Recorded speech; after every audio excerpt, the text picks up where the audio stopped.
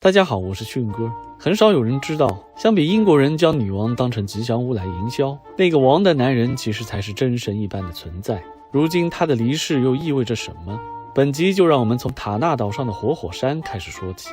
上集提到，美拉尼西亚有个瓦努阿图群岛，它呈 Y 字形分布着80多个岛屿，塔纳岛就位于这个群岛的南端，并且是世界上唯一一个可以近距离观看活火山的岛屿。这里每天都会有炙热的岩浆喷出，场面极为壮观。在岛上众多的活火山中，又以亚速尔火山最为有名，而在它的附近还世世代代居住着一群原住岛民。虽然火山时时刻刻都在喷发着，但似乎毫不影响他们安居乐业的生活。当然，这种难以解释的现象自然也就成为了神话崇拜的主要内容。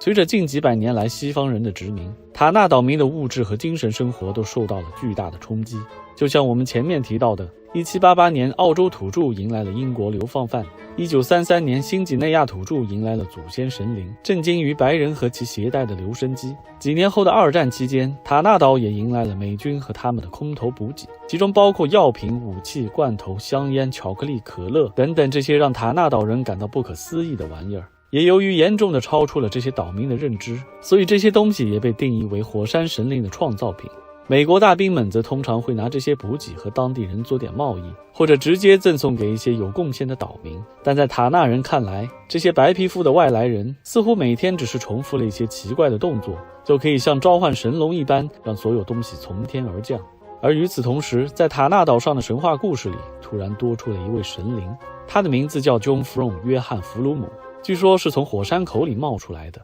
他告诉岛民们一定要拒绝白人带来的基督教，回归到自己的传统宗教中去。那些从天而降的货物本来就应该是塔纳人的，只不过是因为白人使用了某种手段，才暂时得到了控制权。不过没关系，约翰神还将再次降临，并且会驱逐这些外来人，到时候白人将会变成黑人，而岛民的黑色皮肤则会变白，最后那些神奇的物品也将会完全属于塔纳人。这个故事听起来似乎更像是当地宗教反抗运动的产物，而约翰·弗鲁姆神的原型很可能是某个名叫 John 的美国飞行员， From 则或许源于 From， 代表他来自某个地方。二战结束后，美军逐渐撤离，眼看约翰神的预言也即将成真。就在1957年2月15日这一天，即所谓的约翰·弗鲁姆日，岛上升起了一面美国国旗，一片灌木丛也被清理成了飞机跑道，上面放着用稻草制作的仿真飞机。岛民头戴木质耳机，在跑道上挥舞着火把，点燃了两侧的信号灯，以照亮跑道和指挥塔。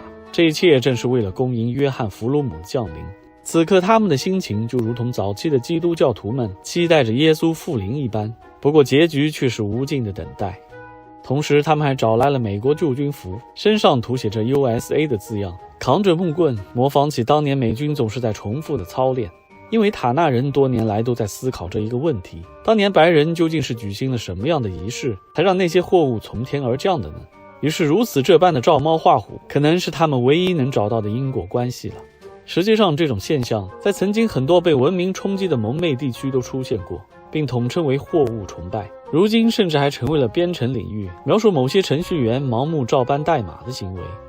塔纳岛上还有着一个古老的预言，火山神白色皮肤的儿子，也是约翰·弗鲁姆的兄弟，将会不畏险阻，背井离乡地出去寻找一名权力极大的白富美，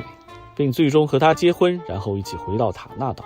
就在1974年，伊丽莎白二世与菲利普亲王一同访问了瓦努阿图，两人的故事元素与古老的预言惊人相似，只是他们唯独没有登上塔纳岛。但这个能把女王带来的白人丈夫，必定就是当年离开家乡的那个神的儿子。从此之后，岛民们就开始了对菲利普亲王的崇拜活动。2007年，英国的真人秀节目还挑选了5名塔纳岛的男人，换上衣服，手持录影机，前往美国和英国，参观了农场和城堡，体验了高尔夫球和过山车，最终在温莎城堡拜见了他们的神菲利普亲王。完成这趟朝圣之旅后，他们回到家乡，分享了自己的经历和神的亲笔签名照，让整个部落热血沸腾，并且更加坚定地相信神灵之子即将回归。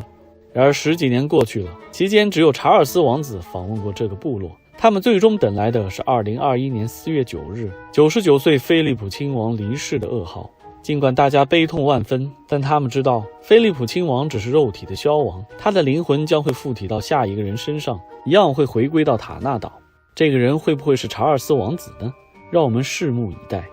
本集的最后还想给大家介绍一个有意思的成人礼。话说蹦极这项运动的鼻祖，正是源于瓦努阿图群岛上一个重要的仪式——陆地跳。每年4、5月份，年轻小伙们会花上5周的时间，用树枝搭建一个30多米高的跳塔，并制作出不同高度的跳台，供挑战者选择。然后开始在森林中寻找适合的藤条，不仅要足够结实，而且长短还要合适。一切就绪之后，便到了考验他们胆量的时刻。一旦纵身跃下，就可以被算作成年人，从此提升自己的部落地位。后来这项有趣的挑战被西方人传到了英国，并且在新西兰发扬光大，最后渐渐演变成了经典的蹦极运动。实际上，这个仪式虽然看似危险，但长久以来却几乎无人伤亡。偏偏就在74年女王2口子访问之时，殖民政府为了展示当地的特色项目，在藤条缺乏弹性的雨季强行要求岛民表演，结果导致一名挑战者不幸身亡。果然叫做官僚主义害死人啊！欢迎关注、转发和留言，我们下期再见。